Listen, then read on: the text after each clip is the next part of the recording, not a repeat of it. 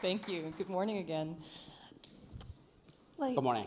Thanks so much for being here to tell us about this really exciting new app. It's called Incentrip. Yes. You're the project lead where it's being developed at the University of Maryland.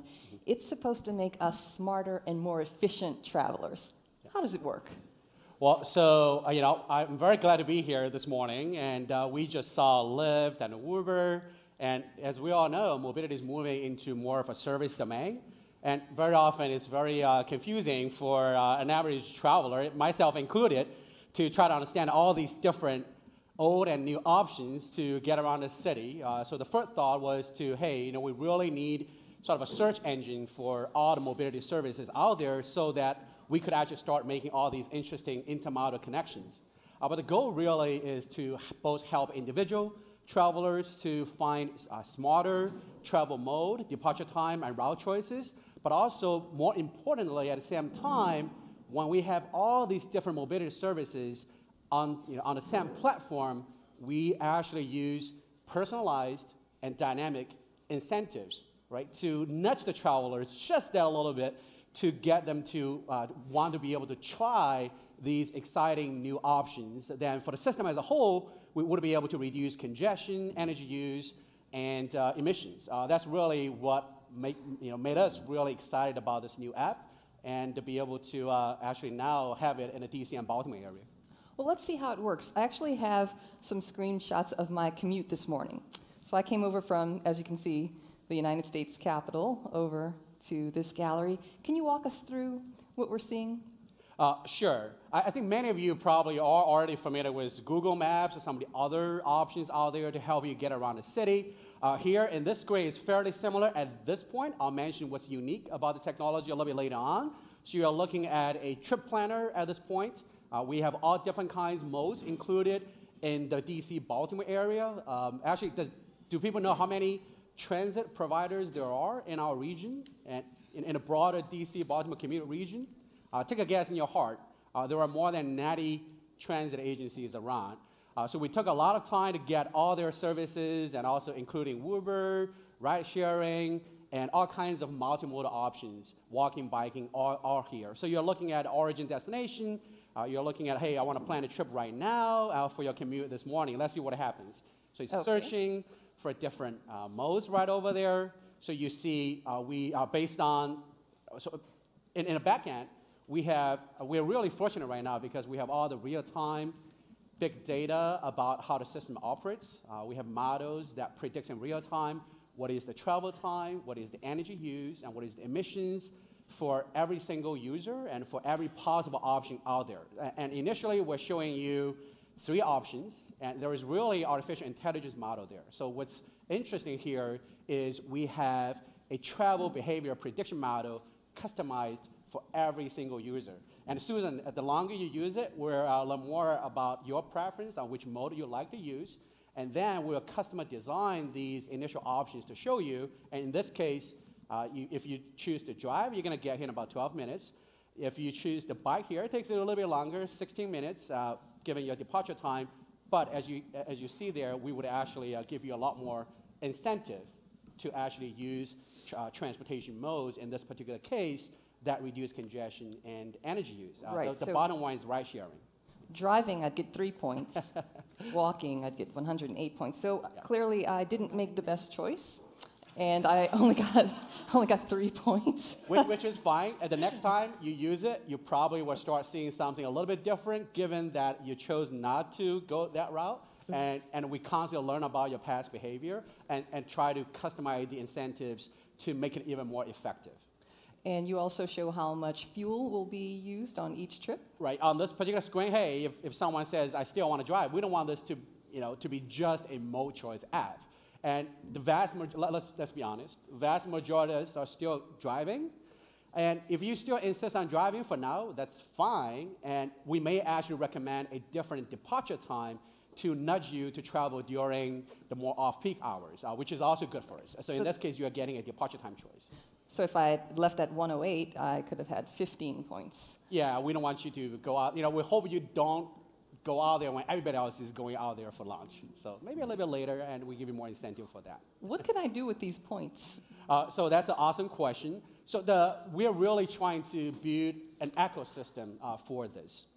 We need partners, and in this case, we actually are very fortunate that initially, U.S. Department of Transportation, and later on, very recently, actually U.S. Department of Energy, the ARPA-E program, the ARPA-E agency with a program called TransNet.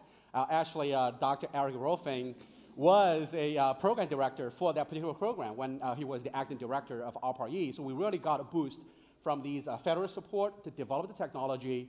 And later on, at this point, what we're doing is to partner with state, local agencies, as well as the private sector to provide the incentives. So the way I look at it, I know it's a long answer, but I'll get there. The way I look at this is, historically, we've used a lot of supply-side solutions to try to address transportation problems in our cities and the rural areas. We build roads, and when we realize that's not going to get us out of the problem, we start building what's called high-occupancy vehicle lanes, try to get people to do rideshare. We spent more than $100 billion across the nation in the past 20 years to build HOV lanes to get people to rideshare. So what happened? Rideshare and mode share in the country has decreased from 20% to about 7% in the same period of time. We're not saying the supply-side solution is not good, but hey, let's also start taking a more serious look at demand-side solutions, where we can use all these new technologies and emerging technologies such as big data, artificial intelligence, and cheaper cloud computing. Let's see if we can really make a demand-side solution to work well with existing infrastructure. So that's what it is. And incentives, so as to what you can do with the incentives right now, there is a reward page. When you accumulate the points, you could actually use the exchange for gift cards at this point. And our goal is when we roll out this for all the users in our region, you would be able to use it for transit passes and use it to call for a Uber pool or lift a line or use it for a scooter if we could integrate this with all these interesting services out there to give people the rewards they deserve. And there is also a gamification component to it as well to make the monetary incentive even more effective. Oh, that's very interesting. So what was your personal motivation to do this work? Was it saving the planet or saving our sanity, easing congestion in the city, or all of the above? Oh, certainly all of the above. But to put a personal note on it, I mean, we are university professors, and we're always looking to do something new. I think that's what we are tasked to do in addition to teaching the next generation of engineers. So with this, what we're looking at is because for many, many decades, many cities across the world have always had what's called a travel demand management program. The idea is, could we use incentives? Could we find different ways to get people to use more energy efficient modes and to do things that help reduce congestion? But all these programs have built on fairly ancient technology. And now what really motivates me personally and also my team collectively is really to find a way to leverage all these exciting emerging technology as well as the emergence of all these new mobility services altogether to produce a new solution that probably can get to where this group and the broader community there want to be. Like you said, a greener planet, less congestion. Wouldn't that be wonderful? I'm going to go to the audience in just a moment. But first, how would you rate the infrastructure in our area? Say the best way your app suggests for me to get somewhere is to bike, and turns out there's no bike lane, or to walk and there aren't great sidewalks. There's no pedestrian bridge where I need to cross a highway.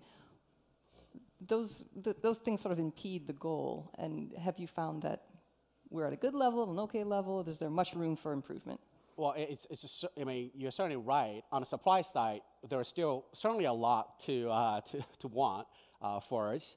And even though our focus is on the demand side, I'll tell you a little story on that. So when this was presented to the secretary of one of the state Department of Transportation, I don't know which particular one, the question I got was, hey, Lei, this is really interesting. I like the fact that you are providing these customized incentives to make programs and investment more effective for reducing congestion and energy use. But tell me, how much incentive budget I need to put into this for you to be able to help me reduce congestion. The particular phrase he used was congestion in that particular case, by 10% in my entire state, which is a very congested state. I did a quick calculation. I say, hey, probably around $20 million. He said, that's a big number to put $20 million into a program like this. But I say, look at it this way. You spend right now more than $2 billion a year into the infrastructure to try to address the same issues. And looks like things are getting worse. Why don't we give a try on this newer solution? But he was skeptical. Well, people have the right to be skeptical about a new technology like this, which is exactly why right now we are focusing on really demonstrating the actual real-world performance of this technology in the Washington, D.C. and the Baltimore area. So we really benefit from a lot of great partnership with agencies such as the Metropolitan Washington Council of Governments, Maryland DOT.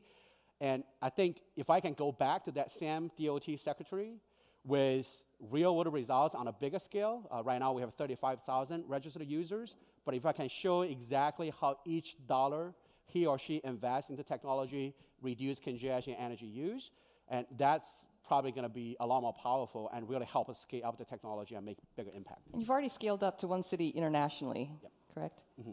Yes. In Beijing. Yes. If people complain about traffic congestion here in D.C., try to go to the other capital, and you will feel better. Let's take it to the audience. Does anyone have a question? No? Okay, well, I have one last for you. Mm-hmm. What's your commute like, and how did you get here today? Great. So my typical commute is from Attica City, Maryland to College Park, Maryland. I assume you use the app. Do you use the app? Yes, of course. I test it all the time to make sure there was no bugs for our users. So it's interesting because there is a traditional, this is actually a great example because there is an existing commuter incentive program for me, because if I carpool with someone to University of Maryland, I actually have a great carpool partner who happens to be my wife. We both work at University of Maryland. So if we carpool, we would actually get $10 per trip with the existing incentive program. Because we both live in Howard County, we're commuting in the DC direction. But the issue, which is a great program, but the little issue is that if I'm using transit right now, I would be lured actually to start driving and carpool with my wife for that $10 per trip. And if I'm already carpool right now every single day, I would still get $10 per trip. But with this incentive, what we could do is actually use that same resources to actually convince the choice riders to carpool more, those who are driving solo to carpool more. And after a while, if the habit is already there, you're using transit all the time, we know that, then we will gradually reduce your incentive to really use the funds available to get the most people to choose greener modes and greater departure time. So right now, we sometimes carpool just to catch up with each other to answer your question, how I commute. But today, for this particular event, I'm proud to say that I walked all the way here. Okay.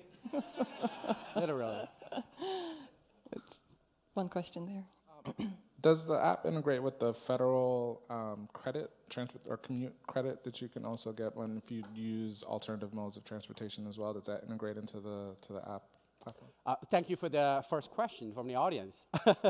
So, for instance, the agency we work very closely with in the Washington, D.C. region is the Commuter Connections Program at the Metropolitan Washington Council of Government. They actually is the body that actually uses resources from federal, state, and local levels to provide commuting credits to encourage this kind of behavior. So we're very proud to have a partner like that to leverage some of these existing resources to help us really get started.